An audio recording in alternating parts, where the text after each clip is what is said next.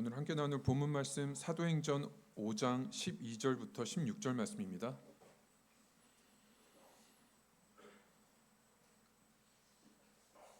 사도행전 5장 12절부터 16절 말씀 함께 교도하겠습니다. 사도들의 손을 통하여 민간의 표적과 기사가 많이 일어나매 믿는 사람이 다 마음을 같이하여 솔로몬 행각에 모이고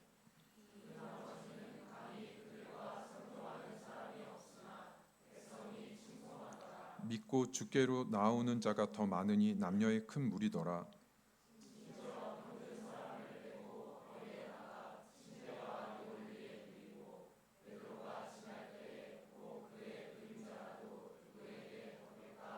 다 같이 읽겠습니다. 예루살렘 부근의 수많은 사람들도 모여 병든 사람과 더러운 귀신에게 괴로움 받는 사람을 데리고 와서 다 나음을 얻으니라. 아멘. 누구나 자랄 때 그 어린 시절 꿈이 있습니다. 어릴 때 대통령 되고 싶은 마음도 있고 연예인 되고 싶은 마음도 있고 얼마든지 꿈을 꾸면서 자라지만은 그 어렸을 때 꿈꿨던 꿈을 이루는 사람은 정말로 찾아보기 힘듭니다. 우리가 너무나 잘 알고 있는 그 디즈니 애니메이션 회사를 창립한 그 월트 디즈니라는 분이 있습니다. 너무 가난한 농장에서 자랐는데 어릴 때부터 꿈이 이렇게 동물들을 스케치하면서 이제 그림 그리고 애니메이션 만드는 게 어릴 때부터 꿈이었습니다. 근데 이분은 정말 자랄 때 그 꿈을 잘 간직했습니다.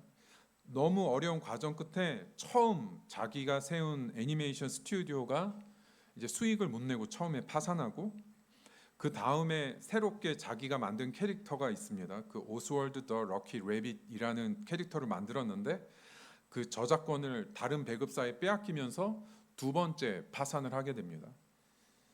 보통 사람이면 두 번 자기 삶에서 파산하면 그 꿈을 충분히 포기할 수 있죠.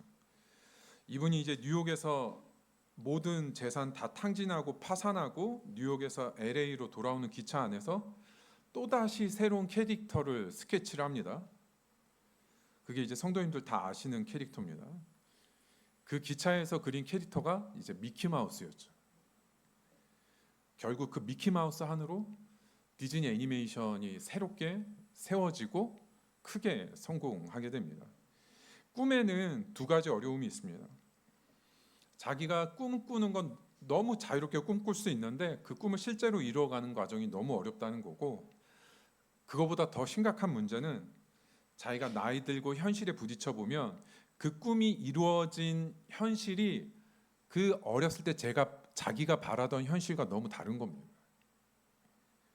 그래서 꿈이 쉽지가 않은 거죠. 이루는 것도 어렵지만 이루어진 현실이 정말로 내가 바라는 게 아닐 때 그 꿈을 포기하게 된다는 겁니다. 예루살렘 초대교회가 정말 능력 가운데 세워지고 큰 부흥이 나타났습니다. 그런데 우리가 지난주에 살펴봤던 본문에서 어떤 사건이 있었냐면은 아나니아와 삽비라가 거짓된 마음으로 제물을 바치다가 그 자리에서 심판으로 죽게 되는 사건이 있었죠. 교회 공동체는 이게 너무나 큰 어려움이었습니다. 교회 공동체뿐 아니라 그 사건을 바라보는 모든 사람에게 굉장히 큰 두려움을 준 겁니다. 영적으로 큰 위기였죠. 근데 오늘 말씀을 보시면 하나님께서 그 사건 이후에 사람들 마음에 역사하시고 쉬지 않으시고 신실하게 표적과 기사를 나타내 주시는 걸 보게 되는 겁니다. 오히려 더 많은 사람들이 교회로 몰려들고 하나님이 일하시는 부흥이 끊이지 않고 계속된다는 말씀을 오늘 본문에서 보게 됩니다. 우리가 하나님 예수 그리스도를 믿고 하나님이 주신 소망이 우리한테 있습니다. 그런데 그 소망이 이루어지는 그 과정에서 우리는 반드시 생각하지 못했던 일들을 꼭 만나게 됩니다. 위기와 어려움과 두려움이 생기는 순간이 우리한테 올 수 있다는 거죠. 그런데 오늘 말씀은 우리를 부르신 하나님께서 다시 한번 그 순간에 우리의 소망을 주도하시고 우리를 일으키셔서 하나님의 큰 은혜와 능력 안으로 다시 한번 우리를 인도해 주신다는 말씀입니다. 오늘 말씀을 통해서 우리 안의 현실 때문에 혹은 내가 가지고 있는 두려움 때문에 처음 하나님이 주신 소망이 우리에게 너무 작아지고 희미해져 있다면 다시 오늘 말씀을 통해서 믿음의 소망을 붙들고 하나님께서 일으켜 주시는 그런 회복과 은혜가 있는 시간이 되기를 바랍니다. 오늘 처음으로 살펴볼 제목 같이 한번 읽겠습니다. 우리 소망을 지켜가는 발걸음. 본문 처음 12절 말씀 다 같이 한번 읽겠습니다. 사도들의 손을 통하여 민간의 표적과 기사가 많이 일어나매 믿는 사람이 다 마음을 같이하여 솔로몬 행각에 모이고. 12절은 아나니아와 삽비라의 죽음 후에 그 다음 하나님이 하신 일이 무엇인가가 나옵니다. 앞부분에 사도들의 손을 통하여 표적과 기사가 일어났다고 되어 있는데 이건 무슨 뜻이냐면은 하나님이 성도들의 기도에 응답하셨다는 겁니다. 초대교회 성도들의 기도가 어디에 나오는가 하면 그 5장 앞에 사도행전 4장 30절에 나옵니다. 제가 읽겠습니다. 초대교회 성도들이 기도한 문구가 나오는데 30절 말씀 제가 읽겠습니다. 손을 내밀어 병을 낫게 하시옵고 표적과 기사가 거룩한 종 예수의 이름으로 이루어지게 하옵소서 하더라. 초대교회 공동체가 처음 베드로와 요한이 종교 지도자들에게 붙들려서 핍박을 받을 때 이때 교회 공동체가 다 모여서 하나님께 간절히 기도합니다. 하나님의 복음이 능력 있게 선포해 달라고 기도하고 하나님의 손을 내밀어서 병을 낫게 하시고 표적과 기사를 구했을 때 이런 기도를 드렸을 때 하나님께서 오늘 본문을 통해서 응답하신다는 말씀이 12절에 나오는 겁니다. 굉장히 큰 부분이죠. 왜냐하면 방금 전에 거짓으로 제사 바친 아나니아와 삽비라가 죽은 사건이 일어나고 나서 12절로 딱 들어오면서 하나님께서 성도들이 한 간절한 기도에 응답하고 일하신다고 말씀하고 있는 겁니다. 여기서 중요한 건 하나님이 먼저 일하셨다는 겁니다. 아나니아와 삽비라가 죽었던 공동체 안에 드려진 두려움에 대해서 성도들이 먼저 하나님을 찾고 아무 일도 안 일어난 것처럼 하나님을 그렇게 찾게 된 게 아니라 하나님이 먼저 일하셨다는 겁니다. 공동체에 닥친 하나님의 심판으로 인해서 두려움이 가득해서 누구 한 명도 하나님께 다시 나오는 게 쉽지 않은 순간이라는 겁니다. 그런데 하나님께서 공동체의 기도대로 간절한 기도대로 신실하게 표적과 기사를 계속해서 나타나시는 겁니다. 아나니아와 삽비라의 죽음이 하나님으로부터 멀어지는 메시지가 아니라 하나님이 이 일을 통해서 공동체에 주시는 메시지가 있는 거죠. 하나님의 부흥이 끝나지 않았다. 그 두려움에도 불구하고 다시 하나님께 나오라고 하나님의 뜻을 하나님께서 보여주신 겁니다. 12절 중간에 보시면 표적과 기사가 많이 일어나매라는 단어가 나오는데 이 일어나매가 반복적으로 계속 일어났다는 겁니다. 한 번 표적과 기사가 일어난 걸로 성도들의 마음이 치유되지 않습니다. 근데 하나님께서 계속 일하시는 겁니다. 처음 부흥이 일어났던 때와 똑같이 사도들의 손을 통해서 병든 사람이 낫고 귀신이 떠나가는 역사가 계속 일어나는 겁니다. 그러니까 그 은혜가 다시 믿는 성도들을 하나님 앞으로 나오게 한 거죠. 12절 하반부로 보시면 그 하나님의 일하심에 대해서 믿는 사람이 다 마음을 같이하여 초대교회가 다시 믿음을 회복했다는 뜻입니다. 우리가 여기서 생각할 것이 있습니다. 베드로와 요한이 종교 지도자들에게 핍박당하고 풀려났을 때 교회가 큰 위협 가운데 몰려 있을 그때에도 교회가 한 마음으로 모였습니다. 4장 24절 말씀 제가 천천히 읽겠습니다. 그들이 듣고 한 마음으로 하나님께 소리를 높여 이르되. 베드로와 요한이 종교 지도자들에게 붙들려서 복음에 대해서 위협을 당하고 있을 때 공동체가 그때에도 한 마음으로 하나님께 부르짖고 복음을 전하게 해달라고 기도했었죠. 그리고 아나니아와 삽비라가 하나님의 심판 가운데 한순간에 생명을 잃어버렸을 때 이때 다시 한번 교회 공동체가 한 마음으로 힘을 다해서 하나님께 나아가고 있는 겁니다. 왜냐하면 하나님이 주신 두려움은 하나님으로부터 멀어지라는 메시지가 아니었고 다시 하나님의 신실한 역사 앞에 공동체가 하나님께 나아오라는 음성을 들었기 때문입니다. 그런데 그 나오는 게 교회로 나왔다고 그러지 않고 12절 말씀 보시면 솔로몬 행각으로 나왔다는 겁니다. 이 솔로몬 행각은 대로입니다. 모든 사람들이 지나다니는 길이었습니다. 다락방에 몰래 모여서 성도들이 기도한 게 아니라 지나가는 사람들에게 공개된 장소에 성도들이 한 마음으로 모였다는 겁니다. 하나님이 지금도 신실하게 역사를 일으키시고 있는 순간 교회가 담대한 믿음으로 다시 일어나서 세상 가운데 복음을 가지고 나왔다는 뜻이죠. 정리하면 예수님이 부활하시고 승천하신 후 세워진 초대교회를 위협하는 문제가 두 가지가 있었습니다. 맨 처음은 외부로부터 핍박이었죠. 종교 지도자들이 제자들을 위협하고 복음이 전해지는 걸 막으려고 했지만 공동체가 물러서지 않고 한 마음으로 모여 기도하고 하나님의 부흥을 끌어왔습니다. 그런데 두 번째 위협은 내부로부터 죄에 대한 문제였습니다. 단순한 죄가 아니라 하나님이 주신 부흥을 막으려고 하는 악한 영과 그로 인한 죄가 아무도 모르게 교회 안에 들어오려고 했을 때 하나님이 주신 심판이 공동체에 임한 거죠. 이로 인한 두려움이 공동체를 다 움츠러들게 했을 때 하나님께서 계속해서 신실함으로 역사와 은혜를 베푸신 겁니다. 이때 공동체가 또 한 번 한 마음으로 하나님 앞에 나아가고 있는 모습이 12절 말씀이라는 겁니다. 성도 여러분, 하나님이 우리가 예수 그리스도를 믿고 우리가 살아가는 목적을 다르게 해주신 하나님이 주신 새로운 소망이 무엇입니까? 아무리 우리가 살아가는 삶이 힘겹고 어려워도 그 가운데 하나님의 약속과 영광이 드러나게 해주시는 겁니다. 그리고 반드시 하나님이 주신 소망은 현실 속에서 다가오는 위협과 고난을 뛰어넘어야 한다는 겁니다. 그래서 하나님께서 우리를 은혜로 붙드시고 우리를 끝까지 그 하나님이 주신 소망으로 인도해 주시는 겁니다. 그런데 하나님이 그렇게 인도해 주심에도 불구하고 우리가 소망이 이루어질 것 같지 않은 삶의 위협 속에서 우리가 마음이 넘어지는 이유는 내 눈에 보이는 위협이 하나님의 신실한 일하심보다 크게 다가오기 때문입니다. 반대로 우리가 그 어려움 중에 일어설 수 있다는 것은 우리 스스로 믿음이 좋아서 힘을 내서 일어나는 차원이 아니라 하나님의 그 신실한 은혜 앞에 내 눈에 그렇게 커 보였던 내 마음을 하나님께 순종하는 겁니다.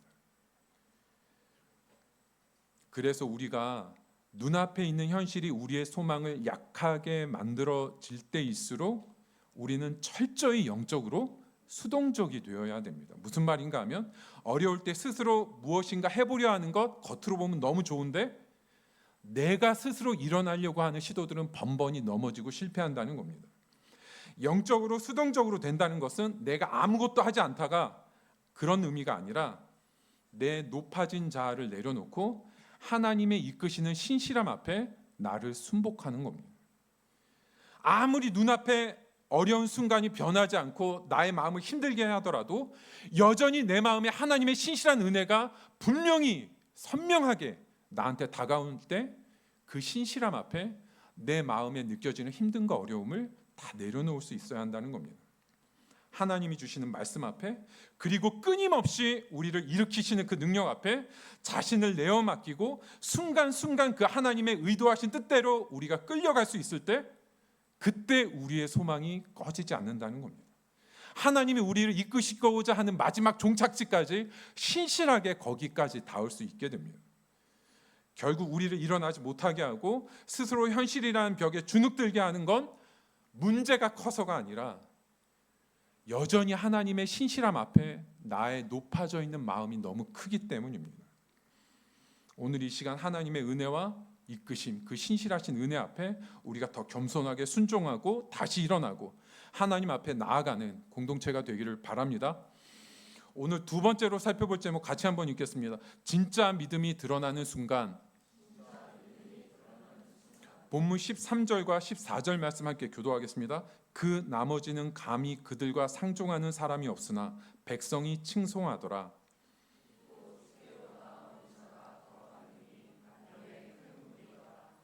오늘 말씀의 핵심이 되는 말씀이 13절, 14절입니다.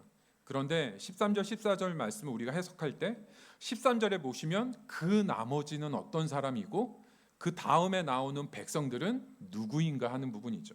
먼저 뒤에 있는 백성은 예루살렘 초대교회 밖에서 그 하나님을 알지 못하는데 초대교회를 바라보고 있는 백성들을 말하는 겁니다. 그리고 앞에 말한 그 나머지라는 사람들은 공동체 안에 있던 사람들인데 그 앞에서 솔로몬 행각에 마음을 다해서 모일 때 모이지 못했던 그 나머지 성도들을 얘기하는 겁니다. 그런데 아나니아와 삽비라가 죽는 사건이 일어났을 때 먼저 공동체 안에 믿음으로 모이는 사람이 있었는데 모이지 못하는 사람들이 있었다는 겁니다. 그 사람들의 반응이 나오는 거죠. 이 사람들은 공동체에 남아서 다시 하나님을 붙드는 사람들 안으로 스스로 들어갈 수가 없는 거예요. 이 나머지 사람들은 분명히 처음에 시작할 때 겉으로 믿음이 있다고 고백했을 겁니다. 그러니까 공동체 안에 머물려고 했죠. 그런데 이해할 수 없는 하나님의 심판과 두려움이 임했을 때 그들 안에 마음이 끝까지 하나님을 품을 수 없는 믿음이었다는 겁니다. 그들의 믿음이 어떻게 드러나는가 하면 13절 중간에 보시면 감히 그들과 상종하는 사람이 없으나, 교회 공동체 안에서 하나님께 돌아오는 사람들은 솔로몬 행각에 나아가고 있는데 감히 상종할 수 없다는 뜻은 뭐냐면 절대로 그 안에 들어갈 수가 없었다는 겁니다. 여기서 상종하다가 달라붙다는 뜻입니다. 공동체와 하나님 앞에 다시 일어나는 흐름에 자신의 마음을 함께 할 수 없었다는 거죠. 왜 그렇습니까? 하나님의 신실한 역사와 하나님이 전하시는 뜻이 이 사람들에게는 더 이상 자신의 생각과 이해를 굽힐 수가 없는 문제였다는 겁니다. 처음 예루살렘 교회 공동체에 들어올 때는 무엇 때문에 들어왔습니까? 하나님이 일으키시는 표적과 기사와 말씀의 은혜가 너무 기뻐서 들어온 겁니다. 하지만 아나니아와 삽비라의 사건은 스스로 받아들일 수 없는 너무 큰 두려움의 문제라는 거죠. 사람이 죽어나가는 심판 가운데 다시 한번 하나님을 붙들기가 너무 무서운 겁니다. 왜냐하면 처음부터 그들이 가진 마음은 교회에 대한 호의적인 마음, 나에게 정말 기쁨과 선물 같은 은혜를 주시는 하나님을 바라보고 들어온 거지, 심판과 두려움을 주시는 하나님은 스스로 품을 수가 없는 겁니다. 이 부분이 큰 문제가 되죠. 그런데 신기한 건 뒤에 보면 백성이 칭송하더라. 헬라어 원문은 이렇게 되어 있습니다. 그러나 백성들이 그들을 높이더라. 교회 밖에서 교회를 바라보는 마음은 그 큰 사건에도 불구하고, 큰 두려움에도 불구하고 교회가 다시 하나님께 세상 앞에 당당하게 서는 모습이 교회 밖에서 보는 사람들 눈에는 너무 위대해 보이는 겁니다. 이 백성들에게 지금 교회에 다시 일어나는 모습이 하나님이 주신 은혜로 백성들에게 다가오고 있었다는 거죠. 성경이 여기서 말씀하고 있는 중요한 부분이 있습니다.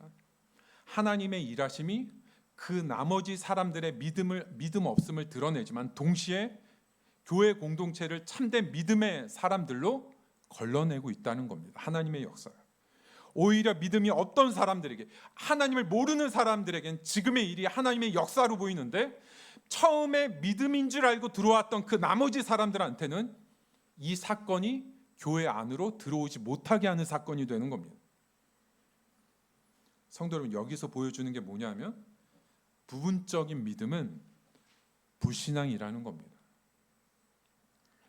성도 여러분, 우리 인생을 한번 돌아봤으면 좋겠습니다. 우리 평생의 인생을 돌아보면 하나님의 선하심만 남습니까? 때로는 이해할 수 없는 하나님이 주시는 고난이 있고 우리 삶의 슬픔이 있고 때로는 하나님이 치시는 징계도 생각나지 않습니까? 그리고 우리가 말씀을 들을 때 모든 말씀이 하나님의 사랑과 기쁨과 은혜로 다가오게 됩니까? 그렇지 않습니다. 어쩔 때는 좀 내가 피하고 싶고 내가 받아들이기 힘든 말씀이 들어올 때도 있죠. 그런데 믿음은 우리가 이해하는 게 아니라 하나님의 전부를 품는 것이라고 말씀하는 겁니다. 이해하고 믿고 싶어하는 마음은 겉으로는 합리적인 믿음으로 보일지 모르지만 자신이 가진 기준으로 하나님을 판단하는 불신앙이 될 수 있다는 거죠. 자신이 이해하는 하나님을 믿겠다는 건 자신보다 크신 하나님을 받아들일 수가 없는 겁니다. 오늘 본문에 나오는 그 나머지 사람들이 교회 안으로 들어오지 못하게 되었을 때 하나님의 일하심은 어떻게 나타나게 됩니까? 14절 보시면 믿고 주께로 나오는 자가 더 많았다고 나옵니다. 성경이 말씀하는 건 하나님께서 믿음으로 더 많은 사람들을 나오게 하시는 역사 속에서 하나님의 전부를 품지 못하는 사람들은 하나님의 역사 속에서 소외되고 있는 겁니다.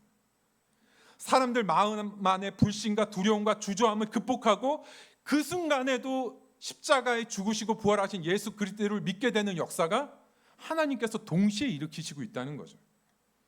오늘 이 두 번째 본문이 우리에게 주는 중요한 메시지가 있습니다. 사실 우리 안에는 두 가지 모습이 다 있을 수 있다는 겁니다. 하나님이 일하시는 거에 대해서 우리가 믿음으로 반응하는 순간이 있고, 어떤 순간에는 선뜻 하나님께 믿음으로 나아가지 못하게 되는 순간이 우리한테 다 있을 수 있습니다. 그런데 중요한 건 정말로 우리가 믿고 있는 것이 무엇인지가 드러나는 겁니다. 내가 하나님을 믿는 건지, 내가 믿고 싶은 하나님을 만든 것인지가 드러나는 겁니다.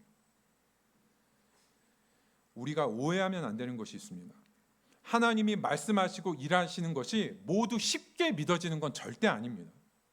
때로는 아무리 믿고 싶은 마음이 있어도 그 하나님을 품고 믿기가 너무 고통스럽고 어려운 순간이 우리한테 있습니다. 그런데 이 순간 믿음은 그 안에 고통이 있고 몸부림이 있고 내 자신을 하나님의 뜻과 일하신 가운데 철저히 내려놓으려는 그 아픈 과정이 있을 때 그게 믿음이라는 겁니다. 그런데 오늘 본문에 나오는 그 나머지 사람들은 그 고통을 거부한 거죠. 그 몸부림과 자신의 죽어짐을 거부하고 너무나도 쉬운 선택을 하는 겁니다. 그래서 믿음은 좋은 선물을 주시는 하나님을 붙드는 것으로 믿음이 결정되지 않습니다. 오히려 정말 하나님이 보시는 참된 믿음은 고통과 어려움을 허락하시는 하나님을 내가 품으려고 결단하고 몸부림과 고통으로 우리의 믿음이 완성되게 된다는 겁니다. 가장 어려운 지점입니다. 우리가 어떻게 고통과 어려움 속에 하나님을 온전히 품는 그 몸부림으로 우리가 나아갈 수 있습니까? 문제는 어려움과 고통에 있지 않다는 겁니다. 고통과 어려움 중에 여전히 말씀과 은혜로 너무나도 신실하게 나를 붙드시고 있는 하나님께 열쇠가 있는 겁니다. 우리의 시선이 하나님을 향할 때 그 어떤 두려움과 불신한 가운데서 다시 하나님을 붙들게 될 수 있는 거죠. 우리가 너무 어려우면 그 모든 신실하심을 외면하려고 합니다. 그 힘든 문제 하나에 집중하지 그 가운데 우리를 붙드시려고 끊임없이 은혜를 주시는 하나님의 신실하심을 외면하려고 하는 겁니다. 왜 그렇습니까? 외면하는 게 훨씬 쉬운 선택입니다. 그 신실하심을 인정하는 순간 우리 안에 큰 싸움이 있거든요. 힘든 일이 있을 때 하나님을 부정하고 하나님을 떠나는 것이 훨씬 쉬운 선택입니다. 힘든 가운데 여전히 나를 붙드시는 하나님을 알고 그 사랑을 인정하는 순간 우리는 그 힘든 문제를 붙들려는 우리 자신과 하나님의 신실하심 사이에서 믿음을 붙들기 위해서 영적으로 굉장히 치열한 싸움을 해야 하는 겁니다. 성도 여러분, 그런데 그 힘겨운 그림은 어려움 속에 빠져서 보면 크신 하나님의 사랑이 잘 느껴지지가 않습니다. 그런데 오늘 본문에 보면 어떤 사람들이 믿음을 고백합니까? 공동체를 밖에서 바라보는 백성들이 믿음을 고백하는 겁니다. 나를 바라보는 밖에서의 시선은 하나님의 신실함이 훨씬 더 큰 겁니다. 믿음은 없는 신실하심을 억지로 믿는 게 아니라 도저히 부인할 수 없는 그 사랑을 고통과 절망 가운데 인정하고 붙들고 승리하게 되는 겁니다. 오늘 다시 한번 하나님의 신실하심을 발견하는 그 은혜를 붙들고 다시 한번 하나님을 붙들게 되는 은혜가 있기를 바랍니다. 오늘 마지막으로 살펴볼 제목 같이 한번 읽겠습니다. 쉬지 않는 하나님의 은혜. 본문 마지막 15절과 16절 말씀 함께 교도하겠습니다. 심지어 병든 사람을 메고 거리에 나가 침대와 요 위에 누이고 베드로가 지날 때 혹 그의 그림자라도 누구에게 덮일까 바라고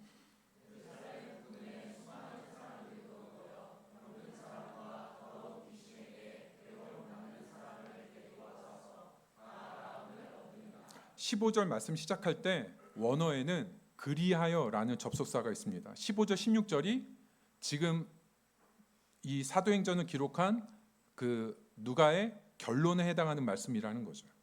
거리에 나가, 이거는 거리로 데리고 나오다는 뜻입니다. 하나님이 일으키시는 표적과 기사를 보고 사람들이 병든 사람을 데리고 다 나오는 겁니다. 그 병든 자가 침대에 있든지 요 위에 있든지 그대로 다 데리고 나오는 겁니다. 그런데 지금 성경이 기록하고 있는 건 뭐냐? 이 병자들이 가지고 있는 믿음이 무엇인가 하는 겁니다. 15절 하반부에 베드로가 지날 때 혹 그의 그림자라도 누구에게 덮일까 하는 믿음입니다. 지금 거리 앞에 나오게 된 모든 병자들의 마음이 하나님 바라보고 나오는 게 아니라 베드로의 그림자라도 덮이겠다면 좋겠다라는 마음으로 나오는 겁니다. 그런데 성경이 보면, 오늘 본문을 보시면 병자들의 믿음에 대해서 어떤 판단이나 평가를 하지 않습니다. 그걸 얘기하고 싶은 게 아니에요.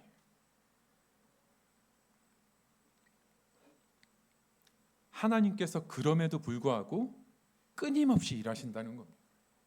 중요한 건 16절입니다. 예루살렘 부근이라는 것은 사도행전에서 처음으로 예루살렘 밖에 있는 사람들이 교회 안으로 모이기 시작했다는 걸 보여줍니다. 병든 사람, 귀신 들린 사람 모두 나옵니다. 점점 나오는 사람들이 많아집니다. 그런데 어떻게 됩니까? 다 나음을 얻으니라. 하나님의 아낌없이 베푸시는 은혜가 그 사람들이 가지고 있는 믿음에 상관없이, 그 사람들의 불완전하고 연약한 믿음에도 상관없이 하나님의 은혜가 계속 부어지고 있는 걸 본문이 보여주고 있는 겁니다. 오늘 본문 전체를 생각할 때 예루살렘 공동체 안에 일어났던 두려운 사건에도 불구하고 하나님께서 계속 신실하게 표적과 기사를 먼저 일으키셨을 때 이 신실한 은혜 때문에 성도들이 다시 마음을 같이 해서 솔로몬 행각에서 모였고 그 과정에서 믿음의 자리를 벗어나는 사람들도 생겼습니다. 하지만 이 일을 계기로 예수님을 믿는 자가 더 늘어나고 급기야 하나님의 은혜는 예루살렘 밖으로 퍼지게 되는 겁니다. 그런데 오늘 본문 전체를 보시면 본문 앞에도 그렇고 맨 본문 마지막도 그렇고 하나님의 표적과 기사로 오늘 본문이 시작되고 끝을 맺고 있다는 겁니다. 그런데 오늘 본문이 집중하고 있는 것은 참된 믿음이라는 거죠. 어떤 두려움에서도 우리가 이해할 수 없는 하나님의 역사를 다시 한번 하나님을 붙들고 나아가고자 할 때 하나님의 은혜는 이전보다 훨씬 더 풍성하고 사람들에게 임하게 된다는 걸 보여주는 겁니다. 성도 여러분, 하나님께서 우리에게 은혜를 베푸실 때 우리의 믿음 때문에 은혜를 베푸시는 건 아닙니다. 하나님은 스스로 하나님을 나타내시고 누가 오든지 값없이 은혜를 베푸시는 분입니다. 혹 우리의 믿음이 부족하더라도 하나님의 은혜를 베푸시는데 우리의 연약한 믿음이 걸림이 되지 않습니다. 결국 이 모든 은혜는 병이 낫고 귀신이 떠나게 되는 표적을 남기기 위한 은혜가 아니라 참된 믿음을 가지기 위한 은혜라는 겁니다. 본문이 그걸 보여주고 있는 거죠. 우리가 삶으로 다가오는 어려움과 고난이 견디고 힘들고 이해할 수 없을 때 그 순간만 생각하면 마치 은혜가 중단된 것 같고 믿음이 그렇게 힘들 수가 없습니다. 그런데 어려운 순간을 믿음으로 견디고 통과할 때 하나님의 은혜는 훨씬 더 크고 더 풍성한 은혜로 우리에게 다가오게 된다고 말씀하는 거죠. 그런데 우리는 한번 돌이켜 생각해 보면 하나님이 평생 부어주신 그 큰 은혜 가운데 내 인생 가운데 지금 이 순간 내가 겪는 어려운 일이 거의 전부인 것처럼 느껴지는 겁니다. 내가 이해할 수 없는 그 문제 하나가 하나님에 대해서 실망하게 되고 마음이 돌아서기도 하고 너무 쉽게 내 믿음을 내려놓으려고 하는 겁니다. 하나님이 우리에게 주신 평생 은혜를 생각하면 하나님이 주신 그 어려운 순간은 다시 한번 우리의 믿음을 단단하게 회복시키려는 하나님의 뜻으로 바라봐야 한다는 거죠. 당장은 그 뜻을 이해할 수 없어도 우리는 다시 한번 믿음을 선택하고 하나님을 따르며 살아가라고 말씀하고 있는 겁니다. 성도 여러분, 우리가 지금까지 살아오면서 우리 자신이 하나님을 붙들고 여기까지 온 게 아닙니다. 매 순간 너무 작은 일로 우리가 넘어지려고 할 때마다 하나님께서 우리를 다시 붙드시고 두려울 때마다 힘을 주시고 내가 이해할 수 없는 순간에도 우리의 믿음이 꺼지지 않도록 끊임없이 우리를 붙드시면서 지금까지 오신 거죠. 믿음의 길은 우리의 믿음 때문에 걸어가는 길이 아니라 하나님이 계속해서 부르시는 은혜 가운데 그 부르심의 은혜를 인정하면서 가는 길입니다. 오늘 이 시간 하나님께서 이끄시는 그 부르심을 다시 한번 신뢰하시기 바랍니다. 우리의 앞길에 그 어떤 문제와 무게가 우리를 기다리고 있더라도 끊임없이 은혜로 우리를 붙드시는 하나님을 바라보고 그 풍성한 은혜 안에 살아가는 공동체가 되기를 바랍니다. 오늘 말씀 생각하면서 기도했으면 좋겠습니다. 오늘 말씀은 하나님이 우리에게 주신 소망이 있는데 우리가 살아가는 삶은 끊임없이 그 소망이 위태롭게 하고 넘어지게 할 수 있는 현실이라는 거죠. 그런데 그 소망이 꺼지지 않고 우리가 붙드는 방법은 그런 위협적인 현실과 문제들 앞에 우리의 높아진 자아를 내려놓는 겁니다. 왜냐하면 그 순간에도 하나님의 신실한 역사가 더 크기 때문이에요. 우리가 그 하나님의 은혜를 인정하고 우리의 높아진 자아를 좀 내려놓게 해달라고. 우리 안에 온전한 믿음만 있는 게 아닙니다. 때로는 우리가 감당하기 버거운 삶의 무거움이 있죠. 그런데 믿음은 내가 감당할 수 없는 하나님의 일하심과 말씀을 품는 것이라고 말씀했습니다. 그게 당연히 믿어지는 게 아니라 고통과 치열한 싸움이 있더라도 여전히 내 안에 일하시는 하나님의 신실하심을 붙들고 기꺼이 하나님을 붙드는 그 영적인 싸움 안으로 들어가게 해달라고. 마지막으로 우리가 소망을 끝까지 붙들게 하는 힘은 하나님의 은혜라고 했습니다. 다시 한번 하나님의 은혜가 여전히 신실하게 우리를 붙들고 있음을 우리가 확신하게 해달라고. 그래서 하나님의 신실하심을 우리가 외면하지 않고 어려움보다 크신 은혜를 의지해서 끝까지 하나님이 주신 소망을 바라보면서 살아가게 해달라고 오늘 말씀 기억하면서 함께 기도하겠습니다. 살아계신 아버지 하나님 감사합니다. 우리 삶 가운데